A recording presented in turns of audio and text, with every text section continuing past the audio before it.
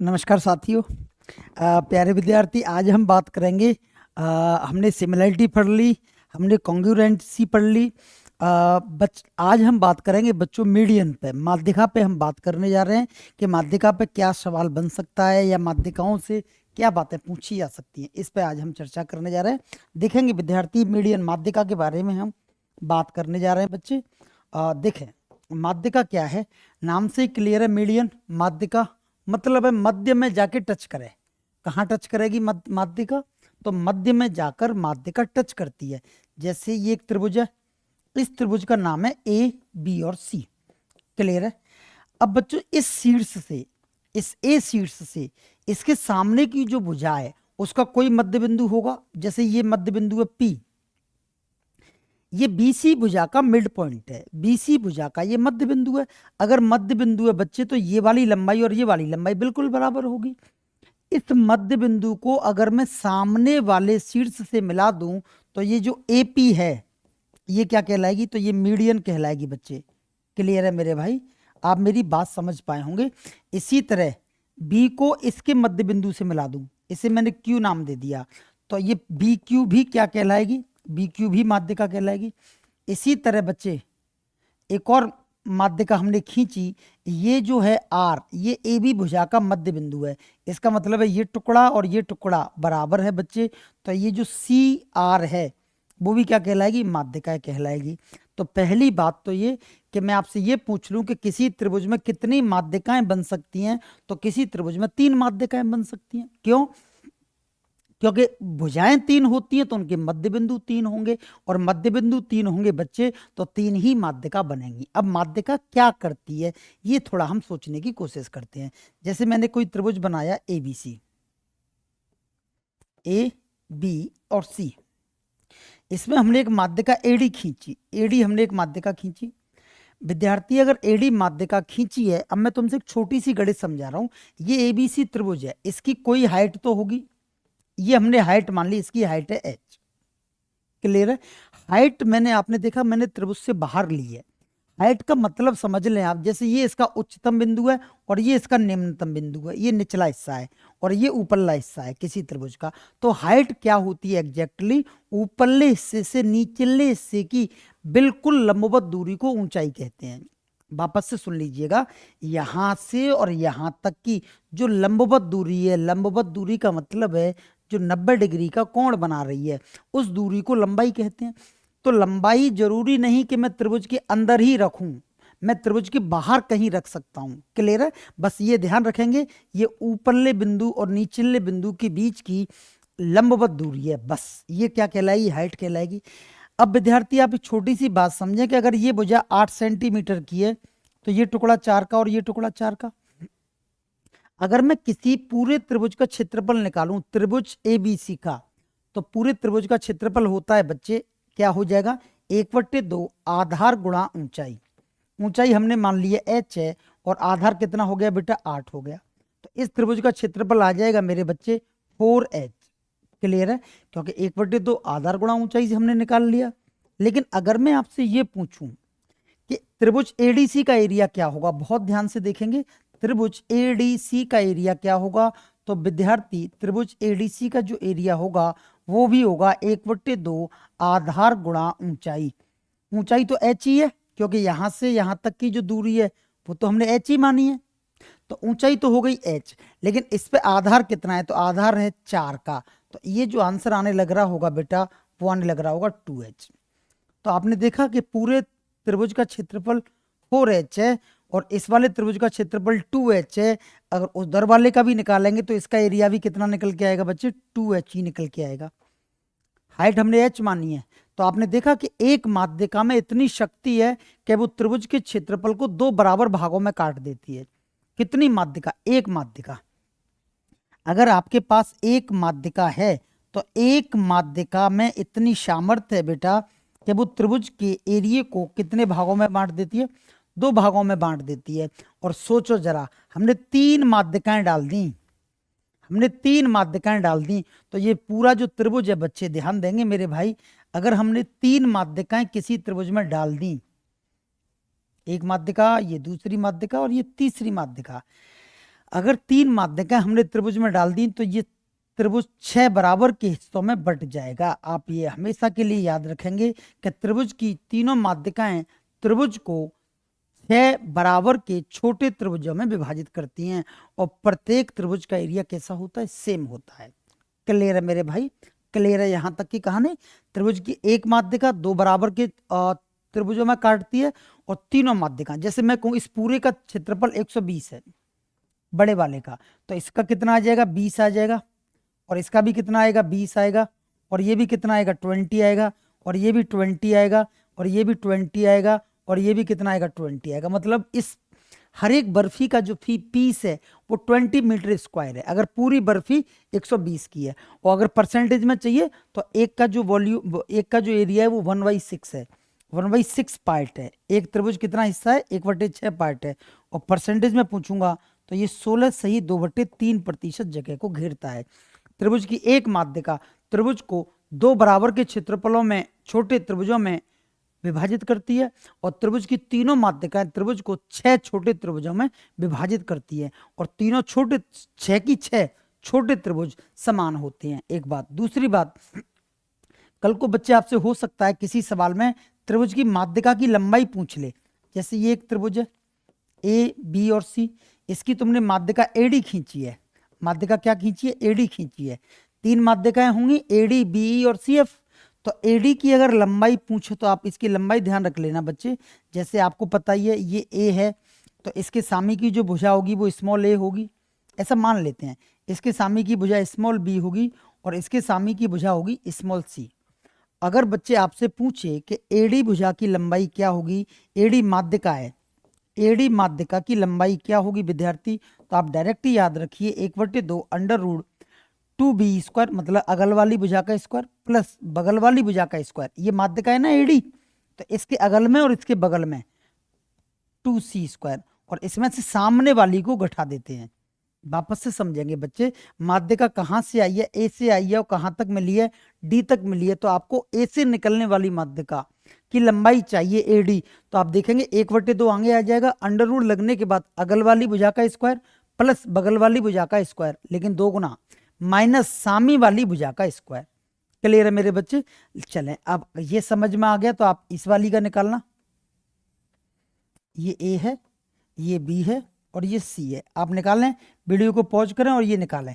ये बी मान लिया हमने, और ये भुजा ए होगी, ये भुजा सी होगी, और इस भुजा की लंबाई क्या होगी, बी होगी। अब निकालेंगे बच्चे बी का। अगर मैं पूछूं माध्यिका बी की लंबाई क्या होगी, तो बी की लंबाई होगी 1/2 अंडर रूट। अब देखें बीई यहां से पैदा हुई है तो 2a² plus 2c² minus b²। इसी तरह CF निकालेंगे बच्चे, तो आप देखेंगे CF की लंबाई क्या होगी, ये भी आप देख लें। ये थी BE, CF की लंबाई आपसे पूछी जाए कि CF की लंबाई क्या होगी, तो CF की लंबाई होगी बेटा 1/2 अंडर रूट। CF कहाँ है, ये रही CF, यहाँ से पैदा हुई है तो अगल वाली और बगल वाली, तो 2b² प्लस 2a² माइनस सामी²। खत्म। अगर आपसे माध्यिका की लंबाई पूछे तो बच्चों ऐसे माध्यिका की लंबाई निकाल देना। आपके लिए ये कहाँ से निकल के इसकी डेरिवेशन, इसकी डेरिवेशन में ना हमें जाना और ना डेरिवेशन हमसे वो सिद्ध करवा रहा। तो मतलब ही क्या है भाई, मैं आपसे पूछूं आयत का क्षेत्रफल लंबाई इंटू चौड़ाई, याद रखिए ना, लंबाई इंटू चौड़ाई कैसे आया, इस अगल दलदल में फंस गए तो बात रपट जाएगी। आप समझ पा रहे हैं मेरी बात। मैं तो बता दूं ये कहाँ से आया, बट कोई मतलब की बात नहीं है। अब देखेंगे बच्चे, आप मेरी बात समझ गए होंगे कि माध्यिकाएं जो होती हैं क्षेत्रफल को 6 बराबर के त्रिभुजों में बांट देती हैं। माध्यिका की लंबाई समझ में आ गई। अब मैं माध्यिकाओं पर ही एक अपोलोनियस थ्योरम है, आप देखेंगे अपोलोनियस थ्योरम।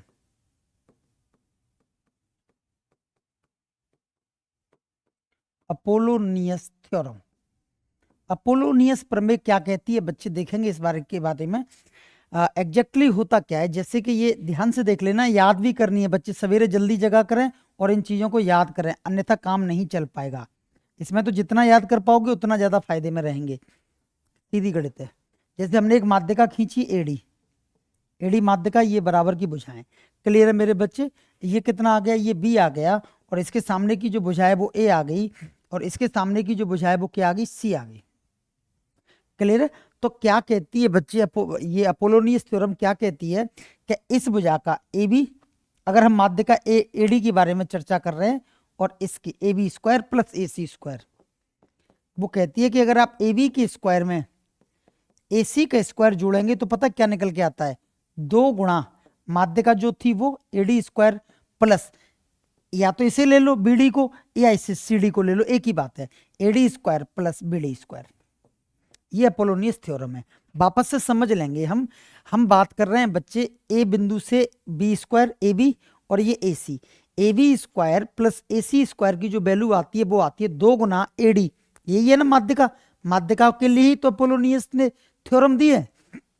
तो 2 गुणा A D square plus B D square plus B D square, B D मतलब इतनी लंबाई, ये लंबाई ले लो या ये लंबाई ले लो, बात दोनों एक ही है, लेकिन हम इधर वाला ही ले लेते हैं, 2 A D square plus B D square. Clear है, 2 आगे आ जाती है, आप मेरी बात समझ गए होंगे। A B square plus A C square बराबर 2 A D square plus B D square. Clear है, कल को ये आ जाए तो ये आ जाए, बी आ जाए, तो कैसे निकालूंगा मैं, वापस से देखेंगे। बी से पैदा हुई है, ये कहां से पैदा हुई है, बी से, तो बी सी का स्क्वायर प्लस बी ए का स्क्वायर, बी ए बोलूं या ए बी बोलूं, कंफ्यूज नहीं होना, जिसका नाम बी ए है उसका नाम ए बी भी है। क्लियर है मेरे भाई, तो B C square plus B A square, B से पैदा हुई है तो B A square plus B C square बराबर 2, माध्यिका की लंबाई कौन सी है, 2 बी ई स्क्वायर प्लस, या तो ये ले लें या ये ले लें, तो इधर वाले ही ले लेते हैं, 2 बी ई स्क्वायर प्लस सी स्क्वायर। आप मेरी बात समझ पाए होंगे। इसी तरह आप सी एफ भी निकाल सकते हैं। ये थी बच्चे अपोलोनियस थ्योरम। क्लियर है, इसकी डिटेल अभी मैं बता देता हूं और अच्छे से। तीसरी बात एक और देखें माध्यिकाओं के बारे में, कि माध्यिकाओं के बारे में और वो क्या कहता है हमसे। माध्यिकाओं के बारे में एक और चीज याद रख लें, आपको याद ही रखनी है, यदि माध्यिकाएं एक दूसरे को 90 डिग्री पर काटें, तो आपसे ये कहेगा कि माध्यिकाएं एक दूसरे को 90 डिग्री पर काटें, तो कोई माध्यिकाएं और वो एक दूसरे को काट रही हैं और वो 90 डिग्री पर काट रही हैं, बाय द वे हो जाता है कि वो 90 डिग्री पर काट रही हूँ, जैसे ए है, बी है और सी है।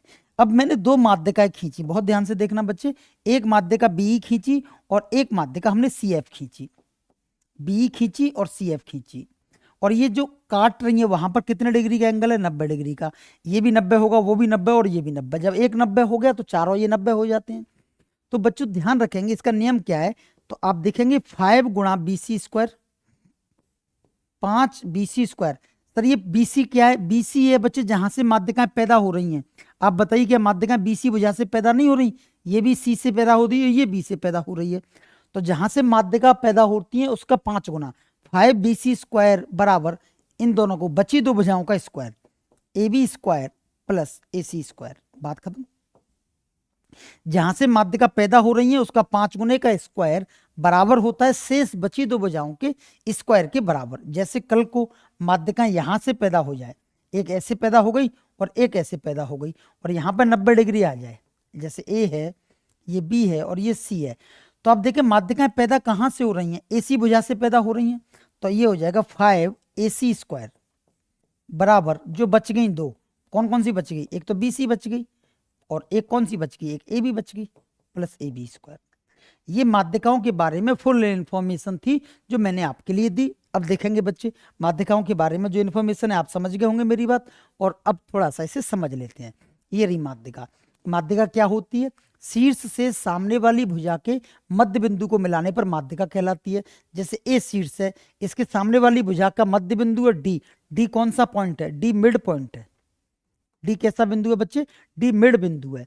तो अब ये टुकड़ा और ये टुकड़ा दोनों टुकड़े बराबर हो गए क्योंकि माध्यिका है, डी भुजा बीसी का मध्य बिंदु है। माध्यिका त्रिभुज के क्षेत्रफल को 2 बराबर भागों में विभाजित करती है। हम जानते हैं त्रिभुज की तीनों माध्यिकाएं मिल जाएं तो 6 छोटे त्रिभुजों में विभाजित हो जाएगा। अब इसमें बताने की बात थी नहीं क्योंकि ये मैं बच्चों को पहले ही बता चुका हूँ।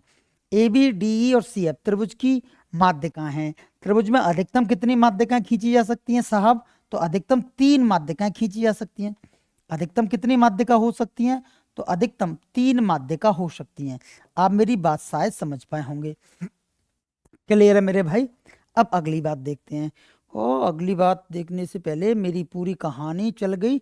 माध्यिका की लंबाई मैं बता चुका हूं। जैसे हमें चाहिए एडी की लंबाई, तो एडी की लंबाई निकालने के लिए क्या करना होगा बच्चे, जैसे एडी की लंबाई चाहिए तो 1/2 अंडर रूट अगल वाली कौन है सर, ओ एडी अगल वाली कौन है, 2b² है ना, बी है ना, बी 2b² बगल वाली 2c² माइनस सामने वाली a²।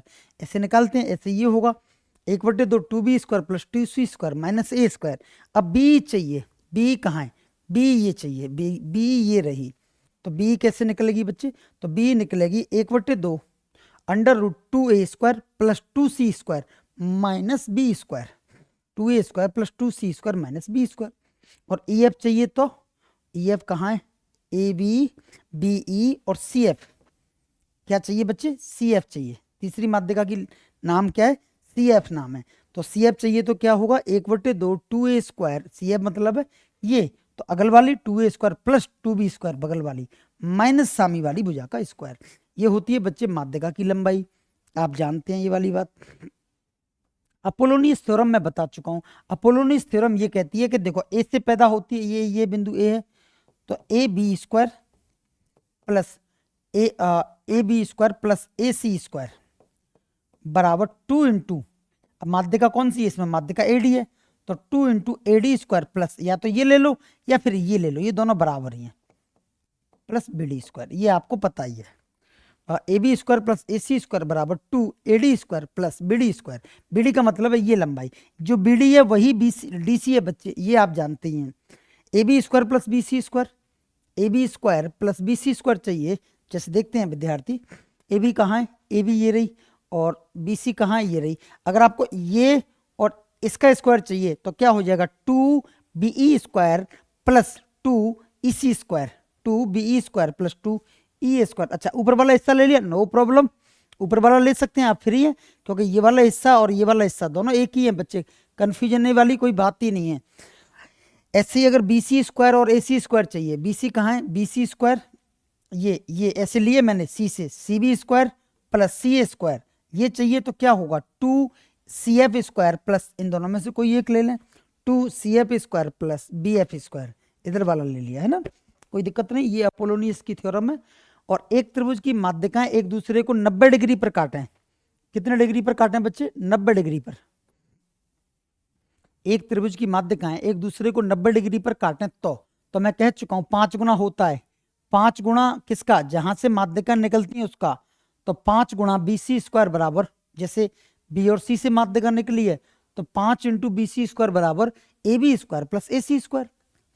ऐसे ही माध्यिका कहाँ से निकली है, B और A से निकली है तो 5 इंटू BA², BA या AB एक ही बात है, 5 इंटू BA² बराबर बची 2 बजाय, 5 इंटू BA² बराबर बची 2 बजाय। और इसमें माध्यिका कहाँ से निकली है, AC से निकली है तो 5 इंटू CA² बराबर ये बची 2, 5 इंटू CA² बराबर बची 2। आप मेरी बात समझ गए होंगे, क्लियर है मेरे भाई। और ये सवाल अभी कराएंगे, सवाल इकट्ठे। अब मैं तुमसे बात पूछ रहा हूं त्रिभुज के भिन्न भिन्न केंद्र। प्यारे विद्यार्थी, त्रिभुज जो होता है उसमें कई तरह के केंद्र बनते हैं। त्रिभुज में मूलतः 4 तरह के केंद्र बनते हैं, और इन 4 तरह के केंद्रों को हमें डीप में पढ़ना चाहिए। क्यों, क्योंकि यहाँ से प्रश्न उठता है। तो हम देखेंगे बच्चे, त्रिभुज के जो केंद्र हैं उनमें 4 तरह के केंद्र होते हैं। पहला होता है केंद्रक, केंद्रक जिसे कहते हैं गुरुत्व केंद्र भी कह देते हैं, जिसे इसे डिनोट करते हैं। एक होता है लंब केंद्र, एक होता है परकेंद्र, और एक होता है अंतः केंद्र। ऑर्थो सेंटर, सरकम सेंटर और इनर सेंटर, इन सबको हम पढ़ेंगे। सेंट्रोइड। पहला हम बात करते हैं बच्चों केंद्रक के बारे में। केंद्रक के बारे में ध्यान रख लेना मेरे भाई, एक एक छोटी छोटी बातों को ध्यान रखना। केंद्रक क्या होता है एग्जैक्टली, केंद्रक होता है बच्चे माध्यिकाओं का कटान बिंदु।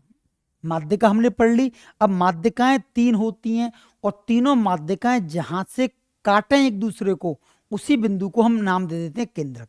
जैसे एक माध्यिका BE खींची, एक माध्यिका CF खींची, और एक माध्यिका AD खींची, AD BE और CF। अब आप महसूस कर पा रहे हैं कि ये तीनों तो काट रही हैं, इस जगह पे काट रही हैं, तो यही जगह कहलाएगी बच्चे ग्रेविटी सेंटर, या फिर गुरुत्व केंद्र, या फिर केंद्रक। क्लियर है, ये जगह कहलाती है बच्चे केंद्रक। क्लियर है मेरे भाई? ये जगह क्या कहलाती है? केंद्रक कहलाती है। अब केंद्रक के बारे में सुन लीजिए बात। केंद्रक है ना, जो केंद्रक है बच्चे, वो माध्यिका को दो बराबर भागों में बांटता है। केंद्रक माध्यिका को दो बराबर भागों में बांटता है, दो बराबर भागों में बांटता है। केंद्रक माध्यिका को दो बराबर भागों में ओ सॉरी, मैं क्या कह गया भाई, देख यार, पढ़ाना कितनी कठिन बात होती है, पढ़ाना कितनी कठिन बात होती है, सच बता रहा हूं। एक सेकंड के लिए बस मेरा दिमाग कहीं चला गया था, और देखो मैंने क्या लिख दिया, क्या लिख दिया आप खुद ही देखो। बस एक सेकंड के लिए मैं किसी के बारे में सोचने लग गया, सच ईमानदारी बात है। और आप देखें एक सेकंड में मैं कहां से कहां चला गया। ओह, इसीलिए बस गणित कठिन विषय होती है। आप एक सेकंड के लिए बस दिमाग को उठा दो, आप कहीं के कहीं पहुंच जाते हो। और देखो मैंने क्या लिख दिया, मैंने लिख दिया, मेरे हाथों ने लिखवा भी दिया, और देखो गलत लिख दिया। और ये तो कोई भी जानता है। केंद्रक जो है, वापस से आता हूं मैं पॉइंट पे, केंद्रक जो है, अब मैं बताऊं कहां से कहां चला गया, मैं ये बता देता हूं। मैं जब लिख रहा था हिंदी, तो मैंने सोचा कि बोर्ड पर राइटिंग और सुधारनी चाहिए, बोर्ड पर राइटिंग और सुधारनी चाहिए। इस बात से मैं एक टीचर पे पहुंच गया, उसकी राइटिंग बड़ी अच्छी थी, जब वो मेरे साथ ही पढ़ता था तो उसकी राइटिंग बड़ी अच्छी थी, तो मैं यहां से वहां पहुंच गया उस आदमी पे जिसकी राइटिंग बहुत अच्छी थी। और उस आदमी ने 2 दिन पहले ही फेसबुक पे एक फोटो डाला था जिसमें वो फेंटा और माला लगाए घूम रहा था, तो मेरी निगाह फेंटा और माला पे चली गई। इतनी देर में मैंने सेंटेंस पूरा लिख दिया। इसीलिए कहते हैं गणित में present mind is very necessary, है ना। केंद्रक, वापस से देखें, मैं वापस से लिख देता हूं भाई, सॉरी। केंद्रक माध्यिका को बराबर में नहीं बांटता, केंद्रक माध्यिका को 2:1 में बांटता है। केंद्रक माध्यिका को 2:1 में बांटता है। क्लियर है? जैसे कि मैं बता देता हूं, जैसे एडी की लंबाई में दे दूं, एडी बराबर 30 सेंटीमीटर है। एडी कितने सेंटीमीटर? 30 सेंटीमीटर है। तो मैं आपसे पूछूं कि एसी की लंबाई क्या होगी, तो एसी जो है बच्चे, ये जो ऊपरला हिस्सा होता है वो होता है 2 का, और निचला हिस्सा होता है 1 का। इसका मतलब है जो शीर्ष की तरफ से दूरी है वो होती है 2 यूनिट, और ये होती है 1 यूनिट। तो मैं अब आराम से कह दूंगा कि टोटल दूरी 3 यूनिट, 3 यूनिट की वैल्यू है 30 सेंटीमीटर, तो 1 यूनिट की वैल्यू 10 सेंटीमीटर, और 1 यूनिट की वैल्यू 10 है, तो जो एसी है वो 2 यूनिट है। मतलब है बच्चे 2 गुणा 10, इसका मतलब है कितने सेंटीमीटर है? 20 सेंटीमीटर है। आप मेरी बात समझ पाए? और नीचे वाली भुजा कितनी हो जाएगी? 10 सेंटीमीटर। तो केंद्रक जो होता है माध्यिका को 2:1 में बांटता है। और 2 वाला मतलब हिस्सा होता है कौन सा वाला? उधर जो शीर्ष वाला है, जैसे इसमें बी में ये 2 यूनिट का होगा और ये 1 यूनिट का होगा, और इधर ये वाला 2 यूनिट का होगा और ये 1 यूनिट का होगा। क्लियर है? केंद्रक क्या होता है? माध्यिकाओं का कटान बिंदु केंद्रक होता है। और केंद्रक की क्या विशेषता है कि केंद्रक माध्यिका जो होती है उसे भी काटता है। कितने हिस्सों में? 2 हिस्सों में। ऊपरला हिस्सा मतलब शीर्ष की तरफ वाला हिस्सा 2 यूनिट का, मतलब है 2/3 पार्ट, और नीचला होता है 1/3 पार्ट। केंद्रक के बारे में 2 बातें क्लियर है। तीसरी बात ये भी ध्यान रखें कि एक होता है लंब केंद्र और अंत केंद्र। चलो मैं ये बाद में बता दूंगा, ठीक है। बस केंद्र के बारे में 2 बातें ये याद रख लें, केंद्र क्या क्या कर सकता है, और ये चीजें देख लेते हैं बच्चे। केंद्र के बारे में हम, केंद्रक माध्यिका को 2:1 में बांटता है। ये 3 माध्यिकाएं, माध्यिकाओं का कटान बिंदु केंद्रक होता है। अभी मैं जस्ट बता रहा था लंब केंद्र और परिकेंद्र को किस अनुपात में बांटता है? 2:1 में। बच्चों हम लंब केंद्र भी पढ़ेंगे और परिकेंद्र भी पढ़ेंगे। तो होता क्या है, जैसे मान लो, जैसे मैं आपसे ये कह दूं कि लंब केंद्र और परिकेंद्र के बीच की दूरी 60 है, ये लंब केंद्र है और ये परिकेंद्र है। लंब केंद्र क्या होता है, परिकेंद्र क्या होता है, ये भी हम पढ़ेंगे। तो लंब केंद्र और परिकेंद्र के बीच की जो टोटल डिस्टेंस है वो 60 है। क्लियर है? और मैं कह रहा हूं कि वहां केंद्रक कहीं बैठा है, ये बैठा है केंद्रक सी। ये कौन है बच्चे? तो ये केंद्रक है। तो ये बात क्या कहने वाला हूं मैं कि केंद्रक की एक विशेषता तो ये थी कि वो माध्यिका को बांटता है 2 हिस्सों में 2:1 के अनुपात में। लेकिन इसकी एक और विशेषता है कि केंद्रक लंब केंद्र और परिकेंद्र की जो बीच की दूरी है उसे भी 2:1 में बांटता है। आप समझ पाए? मतलब है 3 की वैल्यू 60, तो एक की वैल्यू 20 और एक की वैल्यू 20, तो ये वाला हिस्सा हो जाएगा 40, मतलब यहां से यहां तक की दूरी 40 और यहां से यहां तक की दूरी 20। केंद्रक लंब केंद्र और परिकेंद्र के बीच की जो डिस्टेंस है उसे भी दो टुकड़ों में बांटता है। किस अनुपात में? तो 2:1 में। ये आप समझ सकते हैं। हाँ, ये मैंने लिखा भी है। किसी भी त्रिभुज में केंद्रक हमेशा लंब केंद्र और परिकेंद्र के बीच की दूरी को 2:1 में विभाजित करता है। इसे जी से भी लिख सकते हैं और सी से भी लिख सकते हैं। आप मेरी बात समझ पाए होंगे। इसे जी से भी लिख सकते हैं और सी से भी लिख सकते हैं। क्लियर है मेरे भाई? यहां तक कोई डाउट? कोई डाउट है तो आप बताइए। देखें, अगली चीज देखेंगे मेरे भाई। वापस से देखें। आ, मैंने कहाँ तक बता दिया? केंद्रक हो गया पूरा। केंद्रक पे कोण वगैरह के बारे में नहीं पूछता। केंद्रक पे कभी भी कोण वगैरह के बारे में नहीं पूछता। अब हम बात करेंगे मेरे भाई किसके बारे में? लंब केंद्र के बारे में बात करें। लंब केंद्र, लंब केंद्र के बारे में मैं बात करूं बच्चे, नाम से ही क्लियर है वैसे तो कि क्या होता है लंब केंद्र। कोई भी बता देगा कि लंब केंद्र क्या होता है। जैसे ये हमने कोई त्रिभुज बना लिया ABC, A B और C, ABC बना लिया। अब इसमें हमने क्या करा बच्चे कि हमने